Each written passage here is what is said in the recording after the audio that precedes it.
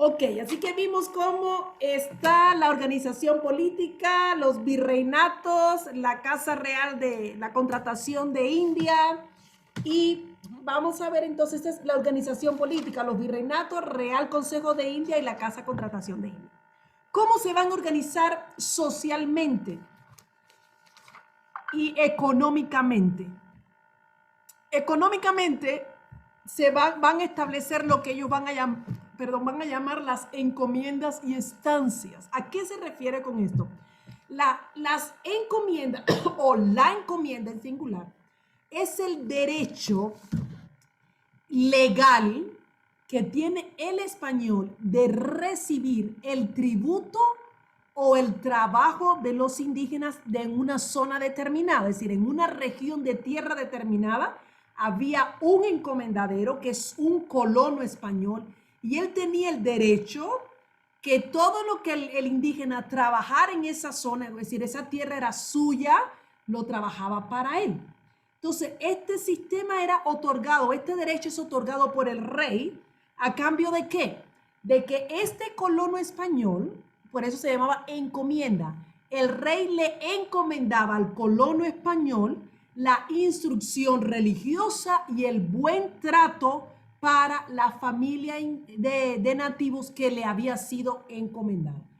Tiene su casa, tiene su encomienda, es encargado del cuidado en estas tierras que se las entregó el rey, es el encargado de la instrucción religiosa y a tratar bien. ¿Por qué van a hacer el énfasis de tratar bien? Y es porque Bartolomé de las Casas se comunica con la corona española para decirles, les dice el maltrato que estaban recibiendo los indígenas. A raíz de eso, entonces España, la corona manda, establecen este sistema para que fuesen también bien tratados. Pero realmente el objetivo no era que fuesen bien tratados, simplemente una de las cosas que le piden es que traten bien a los indígenas y de esta manera entonces, el sistema de los nativos, por supuesto, es para enriquecer al colono, pero el nativo va a seguir siendo socialmente inferior. Es un obrero, ya no es un esclavo, el nativo, es un obrero del colono y trabaja para el colono. Y en este tipo de sociedad estamental instituida, es que comienza el lenguaje de don y de doña. Entonces ahí es cuando comienzan los nativos a utilizar, porque el español le va a pedir al nativo, en la instrucción les instruye que él es el don y la señora española, no la mestiza, la señora española nacida en España es la doña. Entonces el don y doña lo tenemos de esta época de la organización económica en la época de la colonia. ¿Qué va a ocurrir? Los indígenas comienzan a menguar en número, la mano de estas encomiendas comienza a reducirse porque no está el trabajo de los indígenas. Entonces van a llegar nuevos españoles a América Latina, llegan a nuevas tierras españoles, pero dada a la escasez de los indígenas, estos nuevos españoles van a comprar parcelas de tierra y también estas parcelas son las que van a llamar, estas nuevas parcelas son las que van a llamar las estancias. Entonces, por ejemplo, en Chile se les llamó fundos, en otros lugares se les llamó haciendas, son las llamadas estancias. Ahora, con esto de las estancias funcionaban en españoles libres, libres a sueldo. Entonces, los españoles libres a sueldo o con luego al llegar los esclavos que los españoles compraban, van a trabajar en estas estancias también. Ahora, la producción agrícola queda y la producción también lo que va a producir todo esto, ¿cuál es el propósito? Es poder mantener a los residentes de América, que el español tuviera cómo mantenerse, pero realmente a mayor medida los productos serían exportados para Europa. Entre ellos estaba, por supuesto, los metales preciosos. Solo una cuarta parte va a quedar en América para las monedas que van a comenzar a hacer para las monedas. Entonces, cada minero también estaba obligado a extraer de 20 a 25 kilos de minerales diarios. Entonces, este trabajo realmente se le daba, en este caso, al nativo un pago muy miserable, porque la opulencia y todo era para España. Por eso es que se dice que la opulencia y la riqueza de España fue pagada por el sudor, el hambre y la muerte de los indígenas. Y esto lo dice uno de los historiadores C.P. de Castillo. En conclusión, las encomiendas, las estancias van a tener 4 fines. Entre ellos estaba el interés político, someter a los indígenas al vasallaje, el interés económico, porque este trabajo de los indígenas, de los indios, va a favorecer, por supuesto, la economía de Europa, el interés fiscal, porque se le cobraba un tributo al indígena anual por medio del encomendadero, tenían que pagar un tributo, y el interés religioso era evangelizar a los indígenas. Y sobre estos nos habla también Pablo Deiros, cómo se va estableciendo todo esto en, en América Latina. Entonces, un poco de esto les voy explicando aquí, que nace la palabra don o doña, la economía, cómo se va. Y estos son los tipos de encomienda. Esta encomienda es la encomienda La Victoria en Venezuela. Y, por ejemplo, en Cuba es muy, no sé si en El Salvador tendrán así. En Cuba estas encomiendas todavía existen y son casas de restaurantes o museos del gobierno. Entonces, usted puede entrar y se puede ver como un viaje a esa época de la colonia. Se ven estas casas así, se ve como la casa principal, pero entonces se ven como los llamados barrancos, donde luego van a dormir dormían tantos, ya a medida que los nativos iban muriendo, que van trayendo los negros, los esclavos, que muchos de estos esclavos realmente no eran esclavos en su tierra, y muchos de ellos también habían sido evangelizados por la Reforma. Y muchos de estos, entonces uno logra ver en todas estas casas cuando la visita, ¿no? Todo logra viajar un poco en ese tiempo y ver cómo el maltrato que recibían también las camas del piso que eran tirados, todo eso. Esto va a traer un gran impacto también demográfico. Fiebre, por la fiebre, les hablé de la viruela, la tuberculosis. El sistema de trabajo era muy diferente al que estaba encargado o que conocía más que todo el nativo. Todo muy diferente a lo que el español le va imponiendo y le va dando a ellos. Y por supuesto, como les dije la vez anterior, esto va a traer también la lucha de este mestizaje, la crisis de identidad, de dónde son, quién soy yo. La economía, bueno, la mano de obra de las encomiendas se va a reducir, van a arribar nuevos españoles, compran estas parcelas, en estas parcelas van a trabajar nativos que le dan sueldo, pero también españoles con sueldo van a trabajar en estas encomiendas posteriormente. Los intereses, ya lo había dicho, político, económico, y además de esto, entonces vamos a ver un poco sobre la organización social. La esclavitud, la familia, la ciudad urbana y la sociedad estamental. ¿Cómo se va a distribuir? Bueno, si los indígenas fueron explotados, y sin lugar a duda, los negros lo fueron aún más, porque cuando invadieron las costas occidentales de África con el propósito de hacerse de esclavos negros que eran vendidos entonces en América, decrecen demográficamente los indígenas, el proceso de mestizaje también hace que la mano de obra en este tiempo va a carecer, por tanto va a ser muy lucrativo el comercio de los esclavos negros, fue algo con mucho éxito. Se decía que tenían mayor fuerza, la constitución era más firme, podían resistir más los trabajos forzados. Entonces el indígena, ya lo vimos, lo dejamos en la encomienda, trabajando con un salario miserable, pero tenía libertad, cierta libertad. Seguía siendo inferior al colono, seguía siendo inferior al criollo y al peninsular, pero tenía cierta libertad. Esta libertad es la que pasó a ser nula para los negros que van a traer, y porque van a ser vistos para el colono, el negro va a ser visto prácticamente como un animal doméstico.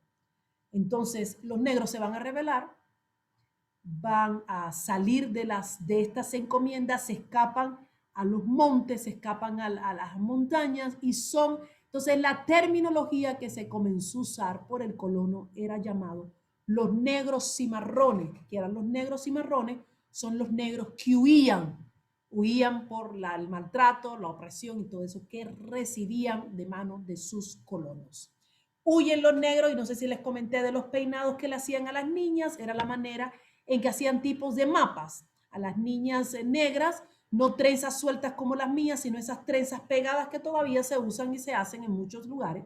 Son trenzas pegadas que se hacen de diferentes formas, pues las madres hacían estos peinados a sus hijas y en estas trenzas marcaban la ruta de los caminos que podían tomar, porque los cimarrones también se comunicaban con ellos de cuál era la vía para el escape. Y así hicieron propias pequeñas colonias de cimarrones en las montañas. Esto también se puede ver mucho más en el Caribe, porque en el Caribe los nativos sí fueron completamente aniquilados. Las comunidades de los indios llamados indios taínos que tuvimos, a diferencia de en Centroamérica que tuvieron los mayas, aztecas, en norte, México, aztecas, mayas, Centroamérica e incas, en el Caribe en su gran mayoría desaparecieron por enfermedades, por maltrato. Entonces sí abundó mucho más el trato de negocio de la esclavitud. Entonces sí se puede conocer mucho de esto en la historia de los países en el Caribe, cómo emigraron, en este caso salían huyendo para las montañas, hasta que posteriormente ya vienen, que también mataban a muchos. Entonces, en estos españoles están los colonos, pero también hubieron, no todos los españoles fueron ricos tampoco en América. Hubieron españoles pobres, españoles asalariados de los encomendaderos, porque a medida que llegaban, iban llegando más gente, era menos el recurso que quedaba para los que estaban llegando también. Entonces los nuevos peninsulares que van a llegar, llegan a estas tierras y si llegaban así como llegó Cristóbal Colón y toda su gente, que llegaron sin nombre, sin patria, sin dinero, sin nada, esos desventurados vinieron sin nada, vinieron a hacerse don aquí en América, luego vinieron otros también con la idea de hacerse don aquí en América, pero al llegar no había tanta riqueza ya como la que ellos esperaban. Entonces pasan a ser también trabajadores asalariados de los encomendaderos, de los que habían llegado antes. Y muchos de los trabajos que ellos realizaban eran también los llamados capataces. Los capataces eran los que maltrataban, porque el colono en sí no es que el colono no cogía un latigazo para darle golpe al esclavo, sino que eran los capataces, por la orden del colono, eran los que dirigían el trabajo en los barrancos, en las cosechas, en todo eso. Entonces ellos eran los que hacían el trabajo. ¿Quiénes los hacían? Eran peninsulares que se dedicaban entonces a trabajar para el otro peninsular. Entonces la explotación, las costas, todo eso le expliqué ahora mismo. Bartolomé de las Casas aprobó realmente la esclavitud de los negros con tal de que los indígenas no fueran tan oprimidos. En el aspecto social también hay que tomar en cuenta la familia. Entonces, el papel de la mujer.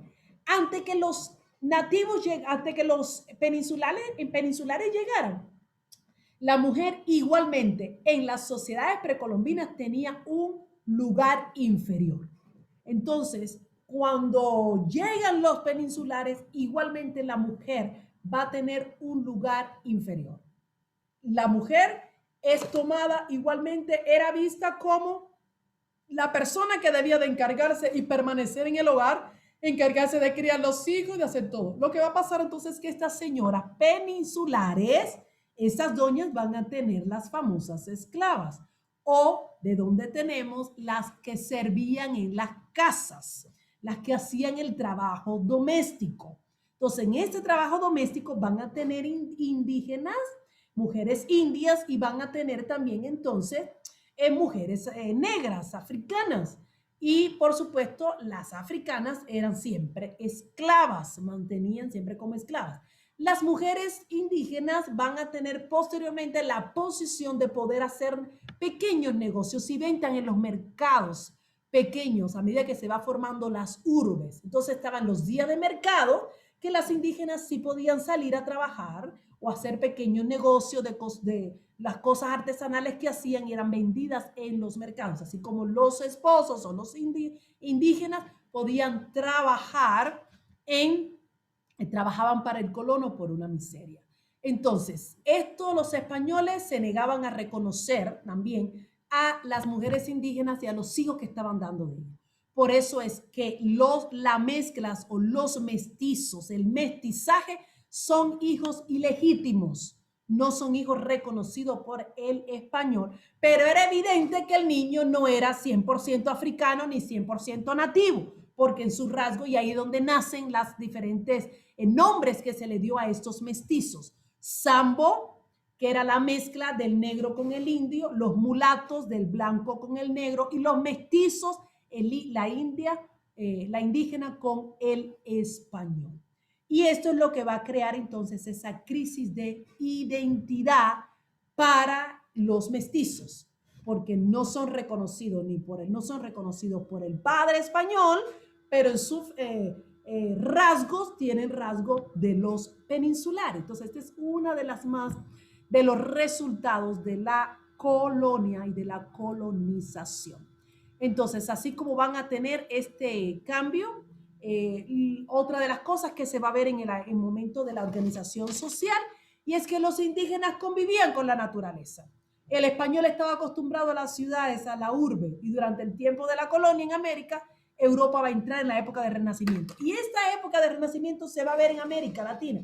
Lo vemos en las construcciones, en las catedrales, en los parques, en los edificios antiguos. Se ve el Renacimiento, que es lo que también va a traer, y este es un ejemplo de ello. Esta foto que les traigo aquí se puede ver las influencias del Renacimiento en América. Las construcciones que tenemos en América. ¿Alguien habló? Le doy el micrófono. Yo, disculpe, no sé si usted esté dando a presentar algo en la pantalla porque solo nos aparece como título Época de la Colonia. Ustedes no han visto nada de la diapositiva. Nada de la y porque ustedes no hablaron y solo me escuchaban. Nada, licenciada. Ok, vamos a ver qué pasa aquí. Esa era la diapositiva, ya de hace rato se estaba hablando y todo y movía la computadora. Ahora sí. Santo Dios. Ahora sí. Ustedes están, como dicen en mi tierra, niño que no llora, no toma leche, tienen que gritar. Ok, a ver, entonces, pero en la primera parte sí vieron. Aquí lo que no vieron, por ejemplo, esto. Ok. Bueno, más solo les estaba hablando un poco sobre el proceso de la esclavitud en la época de la organización social. Y en esta foto, por ejemplo, logran verla. Influencia del Renacimiento en América. Las construcciones, por eso es que nosotros, y ahora les voy a poner esta, qué bueno que me lo dijeron a tiempo, por lo menos esto pueden ver. Deja ver hasta qué máximo pueden ver esta diapositiva, esta foto. ¿Logran ver un poco de esta foto? Sí. Esta. ¿Cómo era la ciudad? Y usted lo puede ver en toda América Latina. Eso es interesante. Espérate, se me pasó. Como toda América Latina tenemos esto. Alguien habló aquí el chat. Ok. Entonces, en toda América Latina nosotros tenemos esta organización de las ciudades. Tenemos los parques centrales, ¿verdad? Entonces, además de los parques centrales, tenemos las catedrales, las iglesias, la iglesia, catedral católica, que esto es algo importante también. Tuvo mucha influencia en la construcción de los templos, porque en esta época, de la época de la colonia, cuando los colonos o cuando la iglesia comenzó a construir sus templos, le está dando un lenguaje, le está pasando un mensaje también a los nativos, y es que nuestros dioses son superiores a sus dioses. Y este lenguaje se va a mantener también. Este lenguaje lo logró captar el nativo. Por eso es que en su mentalidad quedó en esta época quedó esa inferioridad. Somos menores. Sus dioses son superiores a los dioses nuestros. Entonces, estaban las plazas, la iglesia, las parroquias, la cárcel que también estaba en esos momentos en las ciudades, la real audiencia, los cabildos, donde se ocupaban los juicios, la casa del gobernador. Los colonos más adinerados van a vivir en las casas cerca de la iglesia. Entonces, el español con mejor posición económica va a construir su casa en este centro, en esta ciudad. Entonces, esto es algo también que se puede ver en las construcciones, el comercio. Entonces, es muy típico, como se puede ver, la fuente en casi todas las ciudades de América Latina se tiene este tipo de construcción. Ahora bien, la organización social también es diferente. La organización social, por supuesto, va a ser una organización técnicamente estamental. Se puede decir que es una sociedad estamental. Solamente fue una realidad ideológica en América Latina. Pero el peldaño más elevado, ¿quiénes la van a ocupar? Por supuesto, la oligarquía, la raza pura que ellos se consideraban, los peninsulares. Y esta minoría, entonces, que son la minoría, los peninsulares, van a ocupar los puestos como encomendaderos, dueños de las minas, los comerciantes, los oficiales reales, ahí quedaban. Los virreinatos, todos estaban ahí entre los peninsulares.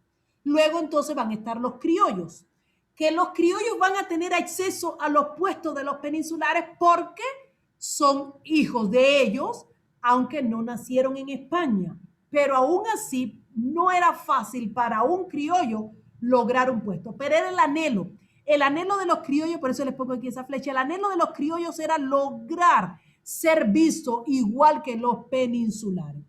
Y ellos van a lograr llegar a esos puestos a través de lo que se llama influencias o palancas o cuello, lo iban a tener. Luego de ellos está la siguiente escala que vienen los ladinos, llamados en Centroamérica, los mamelucos, llamados en Brasil, los mestizos, estos entonces que son el resultado de la mezcla entre los españoles, los indígenas, españoles e indígenas. Y luego está la clase más baja, que la clase más baja entonces son los indígenas, los negros y los mulatos, que aunque los mulatos es la mezcla del español con el negro, ellos quedaron siempre en una clase inferior. Así que los mulatos pasaron también a ser esclavos. No tuvieron nunca la minoría de los ladinos o los mestizos o los mamelucos.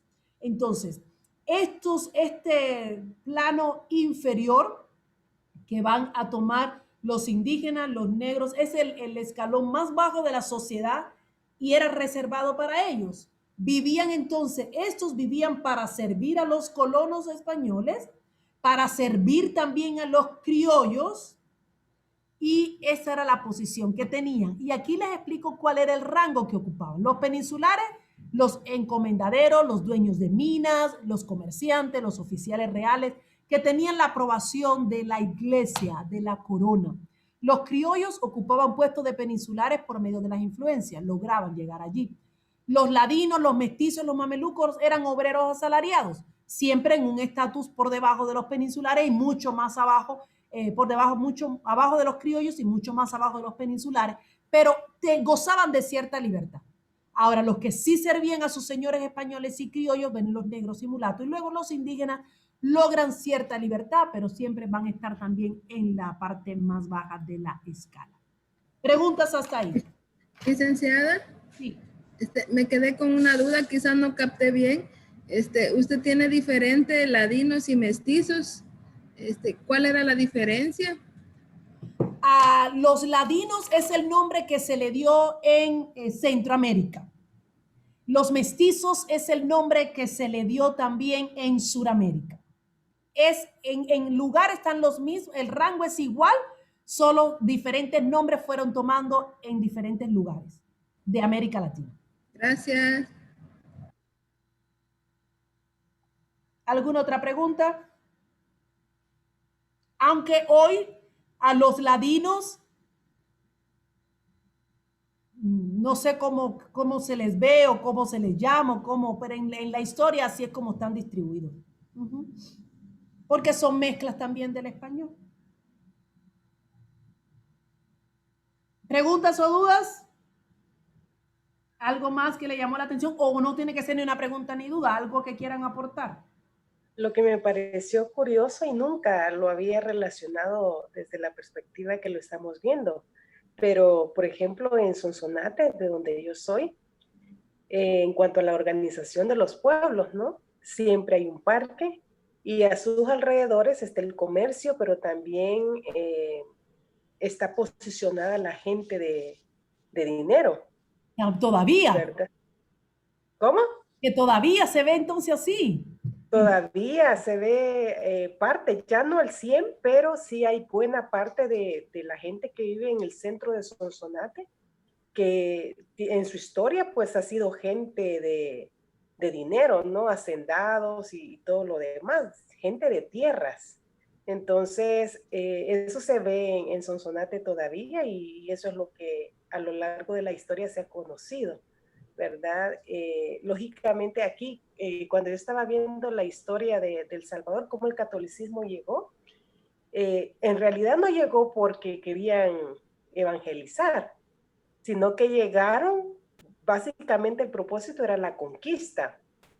Y pues el conquistador le pedía al sacerdote, al capellán, digámoslo así, que por conciencia cristiana, pues pudiera evangelizar a los nativos, pero el capellán en realidad estaba por el cuidado de los conquistadores, ¿no? De los que habían venido. Entonces, al final de cuentas, ahí se menciona que pues parte de lo que los católicos hicieron fue la fundación de iglesias en los pueblos, conventos, y pues así fue como se fue estructurando, ¿no? Los pueblos en Centroamérica y Latinoamérica. Y es interesante que se ve esa réplica. Por ejemplo, en Cuba tenemos un pueblo en el centro del país, en una provincia que se llama Trinidad. En Santi Espíritu es la provincia y Trinidad es el pueblo. Y en ese pueblo Trinidad es caminar por Antigua Guatemala. Es igual que una Antigua Guatemala. Las casas coloniales, esos ventanales altos, esas casas que uno entra y el patio está en el medio y están las habitaciones alrededor, que también son restaurantes también hoy en Antigua Guatemala. Entonces, es todo lo que vemos que sí quedó. Ahora, lo importante de lo que habló Jackie, no sé si alguien más quiere hablar, es eso de la iglesia, el rol que tuvo la iglesia en la época de la colonia. Entonces, la iglesia realmente es la institución de la que más riqueza acumuló. Encargada de transmitir la cultura española a los indígenas, pero la iglesia llega a tener tanto poder. Número uno, las autoridades de la iglesia, como vimos, eran elegidas por el Real Consejo de India, ¿verdad? Estaba inmiscuido en lo jurídico, en lo económico, en lo cultural y en lo político. En la iglesia estaba la mezcla de todo.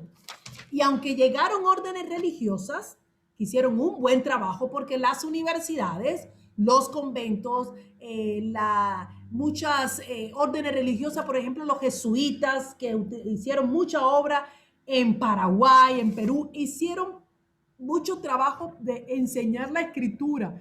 Ellos se aprendieron la lengua del nativo para poder comunicarse con ellos, las órdenes religiosas. Entonces, hay una iglesia institucional rígida, llena de poder, de negocio, de dinero, y hay un rostro de la iglesia que es a través de las órdenes religiosas que hicieron buenas obras. Las primeras órdenes que llegaron estaban los franciscanos, los dominicos, los agustinos, y de estos órdenes religiosas nos habla el historiador Pablo Deiros, de cómo ellos fueron llegando y la obra que hicieron. Hicieron una labor como misión, una labor misionera muy importante, las órdenes religiosas. Entonces, ¿fueron eficientes en su misión? Sí, se puede decir que sí. Ellos hicieron un trabajo a lo que tenían que hacer y muchos de ellos hicieron un buen trabajo. Por eso le digo, tenemos dos rostros de la iglesia cuando hablamos de la iglesia en la colonia. No podemos hablar todo lo malo, hay que tomar en cuenta también las cosas que se hicieron. Están las órdenes religiosas y la iglesia institucional. ¿Una gran diferencia entre una y la otra? Por supuesto que sí. Por ejemplo, las órdenes religiosas utilizaron muchos métodos evangelísticos en la predicación, la catequesis, se aprender las lenguas nativas, el drama y el teatro, pero ellos no solamente hacían, sino que ellos le enseñaban las historias bíblicas a los nativos, se le enseñaban y los nativos dramatizaban la historia de David y Goliat, la historia de Jonás, todas las historias bíblicas del Antiguo y Nuevo Testamento, las órdenes religiosas se le enseñaban a los indios, a los nativos, y ellos dramatizaban, los enseñaron. También habla porque ellos mantuvieron un modelo en las órdenes religiosas, no hablando simplemente de los curas que luego van a buscar poder, sino de los franciscanos, los dominicos, mantuvieron un modelo de pobreza, se mantuvieron humildes también, y van a tener muchas escuelas, instituciones de las escuelas que ayudaron también en las escuelas para enseñar a los nativos a leer. Hicieron muchos hospitales también con función misionera, cuidaban a los enfermos. Las reducciones de los jesuitas, y reducciones no me refiero a algo pequeño, se les llamó así reducciones, pero realmente eran como pequeñas, eran escuelas, los instruían en la pintura, en el arte. Gracias a la labor de los jesuitas comenzó a reducir en gran número el alcoholismo y el canibalismo entre las civilizaciones precolombinas. La poligamia, ellos enseñaron a los nativos a vivir en los dormitorios, no en un mismo lugar estando todos, sino a dividir las familias. ¿Cómo debían ellos de vivir dividir los dormitorios? Les enseñaron también o les cambiaron la bebida mate, la enseñaron los españoles a los nativos, se las van a cambiar aquí en América. La embriaguez fue combatida entonces con la célebre hierba mate. Entonces, esto van a hacer ellos para ayudarlos, por eso se reconoce que hicieron buena labor. En esos métodos, la iglesia durante la época de la colonia, dice aquí la diapositiva, estaba encargada de la evangelización y también de la protección, lucha contra los abusos básicamente de encomendaderos y educación de los indígenas.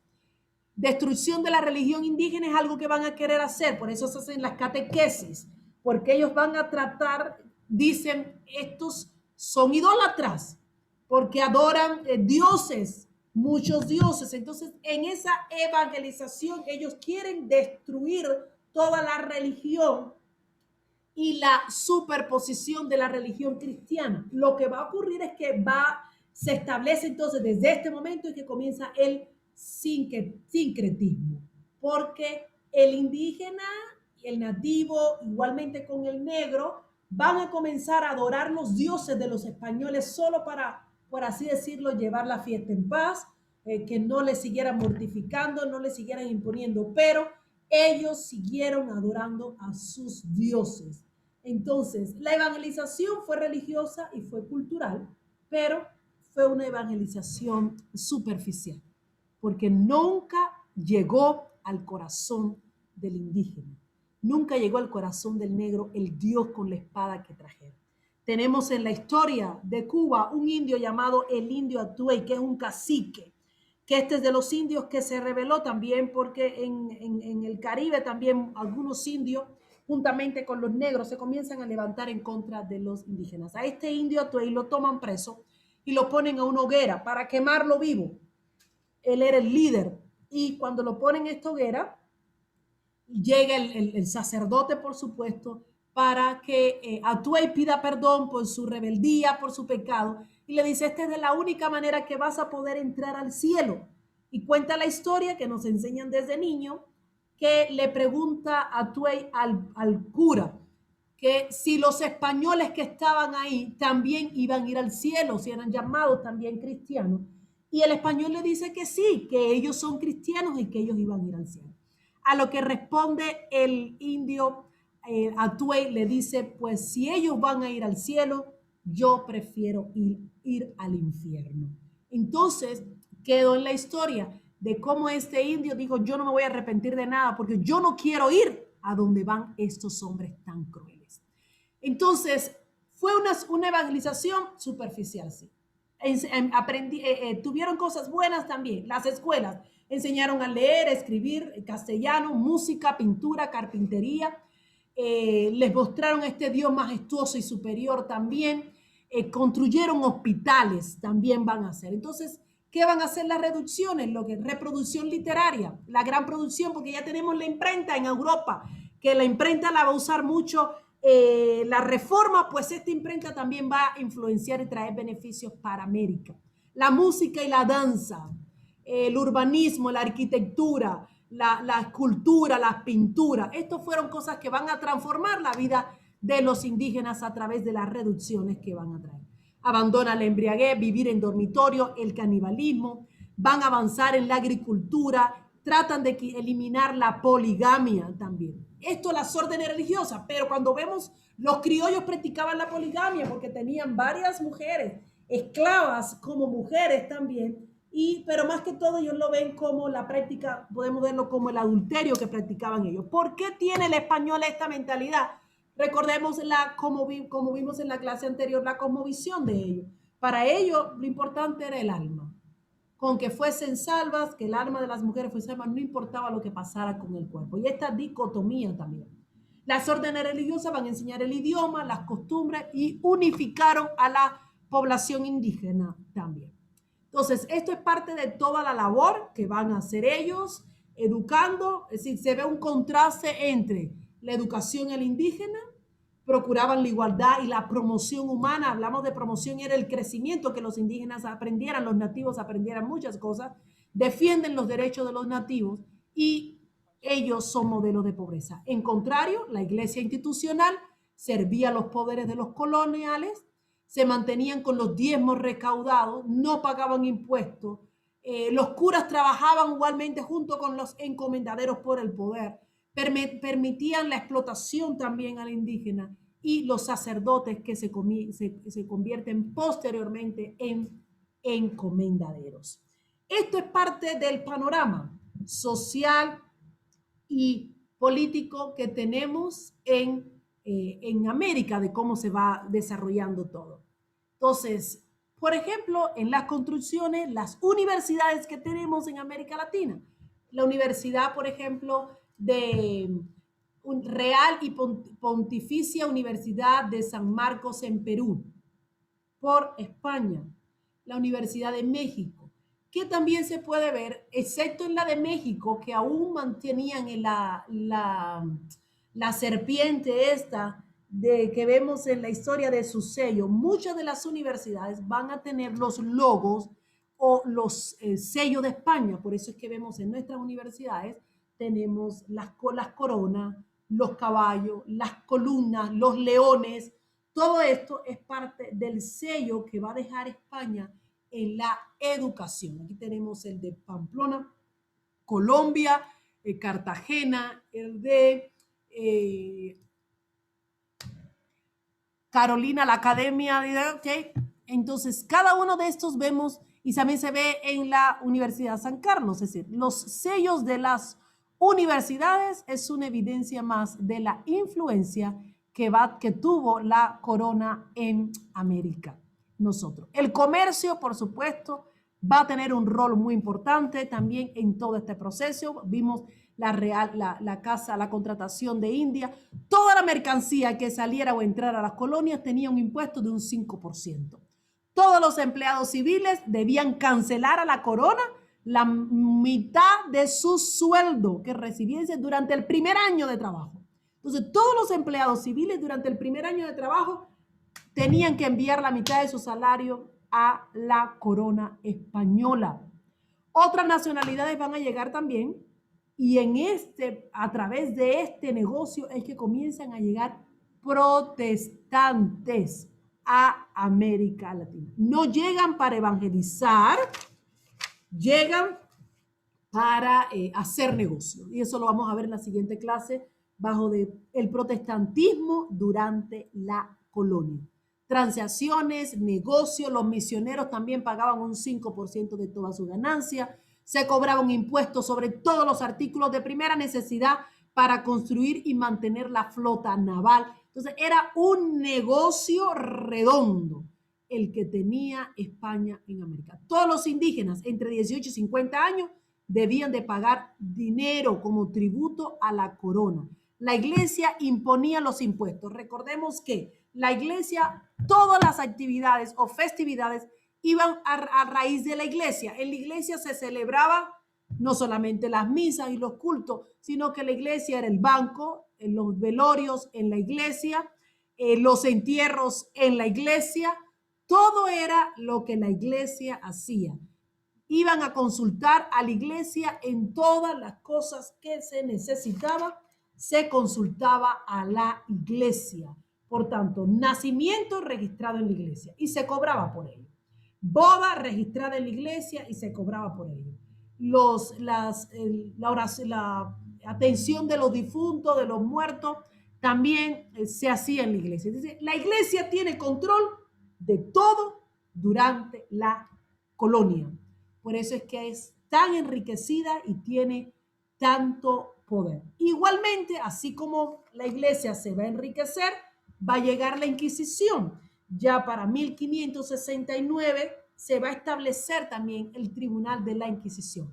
Esta Inquisición se establece en Europa para tratar de acabar con la reforma y se va a establecer en América Latina también para evitar que las ideas de los reformadores llegaran a América.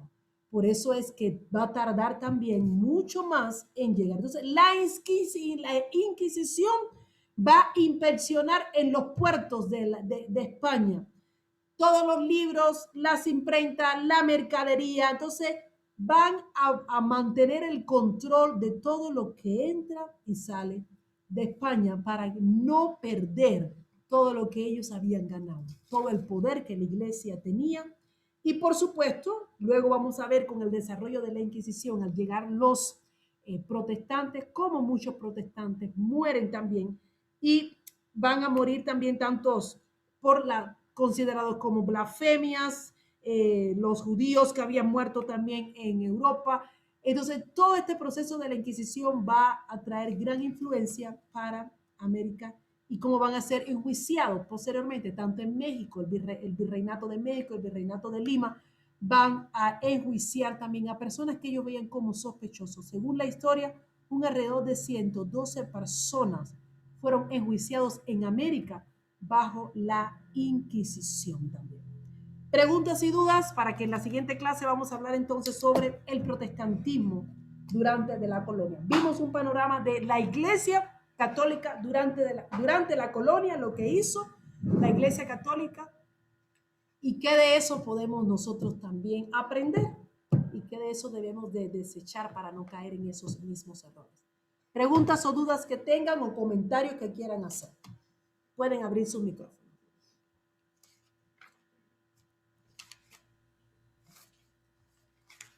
O se entendió todo o no se entendió nada. Bueno, Yo había creo algo... que sí se entendió, hermana.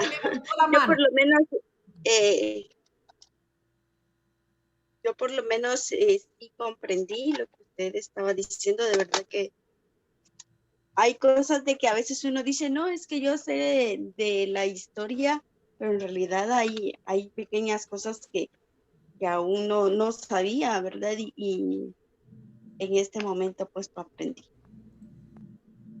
Ok, gracias. Ahora Byron, que levantó la mano. Gracias, licenciada. Bueno, la verdad es que más que todo es una pregunta como pidiendo su opinión y pues también la de los compañeros. Me causa todo esto como un poco de duda, ¿verdad? Y como esos dos lados de que para mí viendo toda esta historia, pues siempre al final uno dice, pues bueno, al final, de cierta manera, a pesar de cómo fue todo, pues terminó siendo una bendición, digamos, porque pues nos llegó el Evangelio y porque pues Dios usa, digamos, todas las situaciones para terminar bendiciendo, ¿verdad? Pero pues también está el otro lado, ¿verdad? Que algunos he escuchado que dicen No, pero ¿y qué? Dios no lo pudo haber hecho de otra manera, o que Dios no estaba haciendo nada aquí en América para que tuviera que pasar de este modo.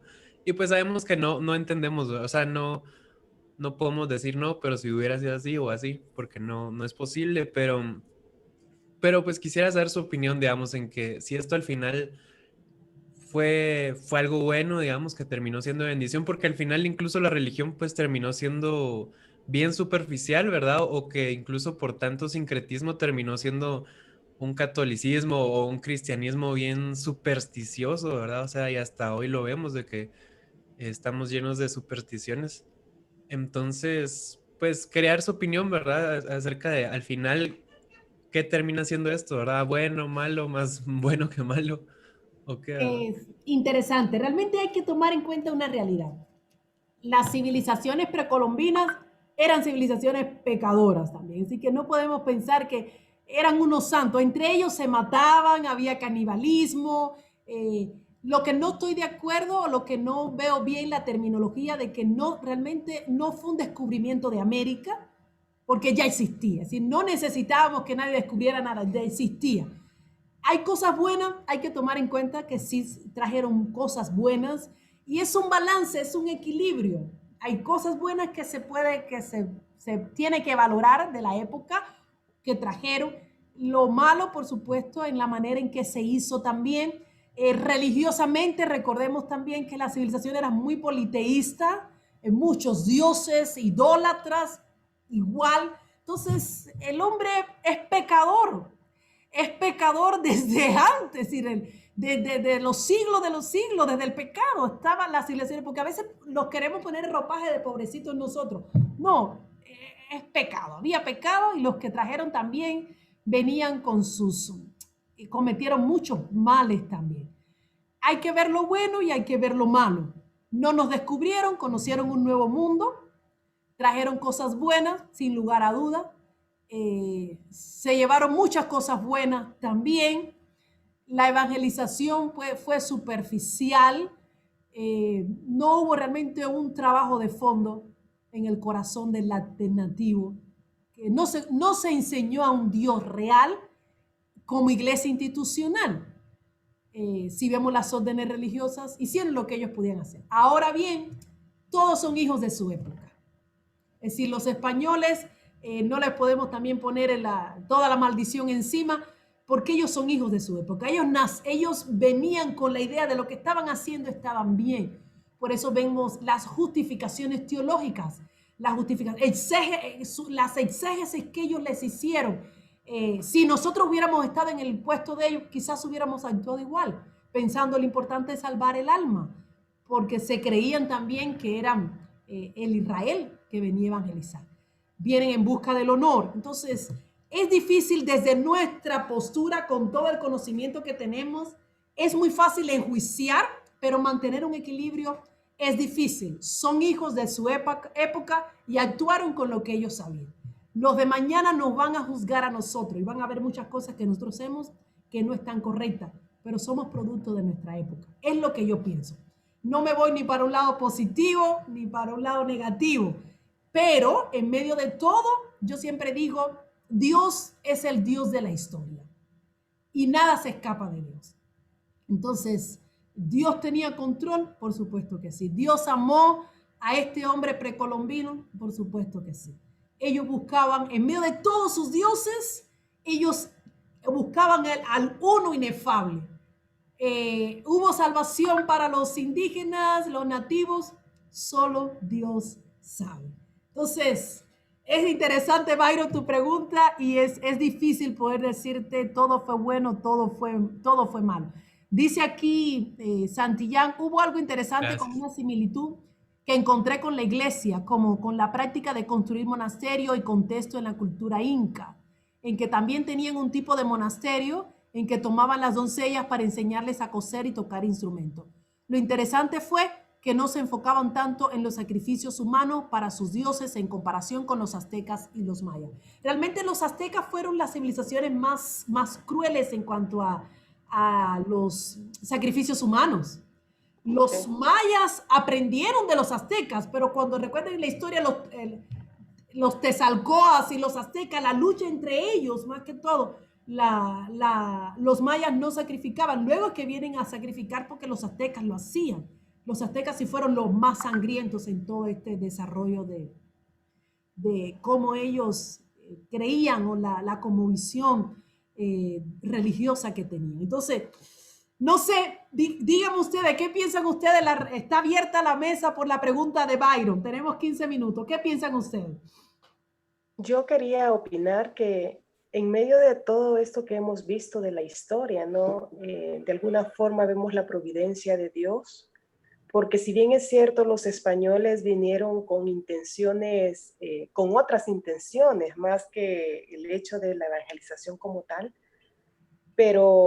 y cometieron muchas barbaridades, ¿no? Eso lo conocemos. Pero la providencia de Dios vino con algunos hombres también, con algunos sacerdotes, hombres que querían en realidad defender los derechos y la identidad del pueblo, ¿no? Por ejemplo, yo recuerdo en la historia del Salvador, ¿no? A Monseñor Romero. Él, por ejemplo, él era un sacerdote que no se enfocó básicamente solo en la evangelización del pueblo, sino que él fue un hombre con proyección social y con mucha sensibilidad ante la necesidad del pueblo, ante la vulnerabilidad del pueblo, porque él defendía los derechos del pueblo, los derechos del más oprimido. Este tema de la guerra fue un tema muy cruel en la historia del Salvador, y en ese tiempo es que Monseñor Romero estuvo, ¿verdad? Y él no escatimó su vida, y estuvo dispuesto incluso a entregar la verdad por defender esos derechos. Entonces yo creo que de alguna forma Dios en su providencia los envió a ellos para hacerles ver que hay un Dios que también se interesa por la gente. No es solo una cuestión espiritual de evangelización, sino es el ser integral de las personas, ¿verdad?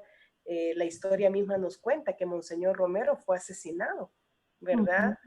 ¿Por qué? Por defender los derechos, por pronunciarse, por denunciar, ¿verdad? Entonces, sí creo que fueron buenos aportes, definitivamente. Gracias, Jackie. Dice aquí Iris, con respecto a la pregunta de Byron, no podemos decir que es bueno o es malo, sino que Dios tiene el control de la historia y todo le encamina para bien desde el principio. Entonces está ese equilibrio, pero siempre hay que reconocer las cosas malas que ocurrieron, las cosas buenas que ocurrieron, y no eran santos ninguno. El indígena, el nativo era también, asesinaba, acribillaba, una civilización llena de pecado, de corrupción, igual los españoles venían con su cosmovisión, pero también lleno de pecado y de corrupción igual. Y recordando también que los primeros que llegaron venían por abusar, eran lo peor de Europa, por así decirlo. Lo peor de España fue lo que se montaron en esos barcos con Cristóbal Colón, si estaban saliendo de las prisiones. Dice, lo más malo fue lo que vinieron porque no tenían nada que perder. Entonces, no había nada que perder, pero estos son los que se convierten luego en la oligarquía, los que se convierten en el poder. Y si vemos en la historia, híjole, todavía en nuestra América Latina podemos ver, así como dijo Jackie, que los poderosos todavía quedan, estos criollos nacidos en América, descendientes de los españoles. Se puede ver muy bien en la economía de Guatemala, como estos criollos son los que todavía ostentan el poder y se mantienen con el poder en nuestra América Latina. Pero es parte de nuestra historia, de conocer nuestra realidad y de ver qué podemos hacer nosotros para tener una mejor historia el día de mañana. Y en medio de todo, yo siempre digo, hay que sentirse orgulloso de lo que somos. Una de las cosas que le hizo el español, el español le hizo creer al nativo es, nosotros somos superiores a ustedes. Porque nuestros dioses son superiores y nuestra educación le enseñó. Y tristemente, es mi opinión, pueden estar en desacuerdo conmigo. Creo que tristemente eso es una de las cosas que el latinoamericano tiene que mantenerse firme en no creer este mito de que somos inferiores a nadie. No hay nadie que por estar en otro país debe de ver, nosotros podamos considerarlo superior a nosotros. Esa es mi manera de pensar. pero a veces uno se puede encontrar a latinos americanos que se sienten inferior que un europeo, que se sienten inferior que un estadounidense, como Australia. Sí esa tierra se dice haber sido usada para enviar, dice aquí, como Australia, esa tierra se dice haber sido usada para enviar a los prisioneros de Inglaterra, en el contexto de lo que acabo de decir, que se envió el primer barco, exactamente lo peor de lo peor. Entonces, yo siempre hablo de que como nosotros latinoamericanos tenemos que darle gracias a Dios que somos latinoamericanos y sentirnos orgullosos de lo que somos, que todos somos criaturas de Dios, y los que son hijos de Dios tenemos este mayor privilegio de ser llamados sus hijos. Por mi parte es todo. No sé qué algo más quieran ustedes aportar. Estamos terminando esto. Yo voy a hacer todo lo posible en que tenga una agenda full, pero todo lo posible por ponerme al día con las calificaciones para avanzar un poco y no me quede todo para después. Voy a ver solo posible en esta próxima semana. Ya les abrí las dos, esta semana 3 y semana 4 están abiertas para que puedan ir avanzando, y voy a abrir la siguiente semana también y voy cerrando las anteriores. Byron, que llegó después, te doy tiempo para que puedas ver el sumario. Creo que hay un video explicando el sumario en el aula virtual. Algunas clases de Zoom las he subido, que otras no. Tengo que ver, como estoy en diurno y en sabatino, a veces no sé en qué plataforma hice qué cosa, pero para que puedas ver, voy a ver si logro encontrar las clases grabadas, Byron, para subirlas. No te prometo, pero no sé ni en qué computadora están grabadas las que están grabadas, porque ando de un lado para otro, pero las que están grabadas, que logre subirlas, que son en Zoom, las subiría para que las puedas ver, dar una ojeada, pero mucho es de lo que han visto en videos también, lo que dice la lectura, el mapa conceptual. El examen es algo sencillo, las lecturas, el libro está en el aula virtual, entonces para que puedas avanzar poco a poco en ponerte al día. Si quieres avanzas también, y como ya saben los demás compañeros, las tareas que van haciendo es en cadena, es decir, que una alimenta a la otra alimenta a la otra. ¿Se dieron cuenta? Cuando van haciendo los ensayos son recordando las cosas que ya escribieron, que ya leyeron y que ya hicieron. Entonces así está diseñado el curso, en secuencia una con la otra. Por eso es bueno también no atrasarse, porque muchas de las cosas que van a escribir en el ensayo son de las cosas que ya leyeron en las unidades anteriores. Que tengan un feliz fin de semana. Sigamos orando unos por otros, por favor. Tengan en oración a la hermana Silvia y a otros hermanos que siguen luchando con el COVID. Que Dios nos ayude. Seguimos orando por el hermano Abner, que ya está mejor, gracias a Dios. El profesor Julio Roldaño creo que ya está sano completamente también. Edilzar ya está sano también. Entonces, sigamos orando para que el Señor nos guarde, y si nos manda el COVID para llevarnos, que nos lleven bien, arreglada todas nuestras cuentas, porque la realidad, lo que yo le digo, en esta vida estamos de paso. Algunos viven 80, algunos viven 50, algunos viven 30, otros 20, pero es transitorio. La muerte es una realidad a causa del pecado y tenemos que estar listos para irnos con Cristo. Entonces, tengo una hermana también, quiero que me apoyen en oración. Tengo una señora que es como mi mamá, Chapina. Ella tiene 84 años. Tuvo cáncer, salió de ese cáncer. Ayer la estuve visitando. Ahora salí de aquí, voy de nuevo a darle una vueltecita, porque ahora el cáncer le volvió a aparecer y está esparcido por todo su cuerpo. Yo estuve ayer reunida con sus hijos y mis palabras no sé si son muy duras, pero yo la amo. Para mí es como una madre también para mí. Pero yo le dije a sus hijos, mire, tenemos que estar conscientes y real que después de los 80, los años que ella ha vivido ha sido la gracia de Dios. Ya son años de gratis, ya es un plus, un combo adicionado. Entonces, ¿qué hay que hacer ahora? Le decía yo a los hijos, es orar para que Dios la lleve en paz. Orar para que de su sueño el Señor se la lleve, no sufra, no tenga que ir a un hospital. Ella no sabe, mamita Olga, ella no sabe que el cáncer le apareció nuevamente, así que es bien difícil, pero los hijos están de acuerdo también. Oremos para que, si Dios decide llevársela, que Dios se la lleve en su sueño. Así que les pido, por favor, en un tiempo que ustedes puedan, me ayuden a orar por mamita Olga, que el Señor, así yo le digo, mamá Olga, que el Señor se la lleve en el sueño y que ella no sufra dolor, no sufra nada. Ya 84 años, vivió bien, vivió sirviendo a Dios, vivió suficiente, vio nieto, bisnieto. Ella espiritualmente está lista para irse con su Señor. Solo queremos que se pueda ir en paz y que no sufra dolor. Entonces, les voy a agradecer a ustedes sus oraciones también por mamá Olga, que el Señor permita que pueda morir en paz y no tener ningún sufrimiento. Gracias a todos por su tiempo, bendiciones, ánimo en todas sus tareas y que el Señor les guarde abundantemente. Gracias, profe. Muchas Gracias. gracias. Gracias, profe. Gracias. Bendiciones, hermanos y compañeros. Gracias.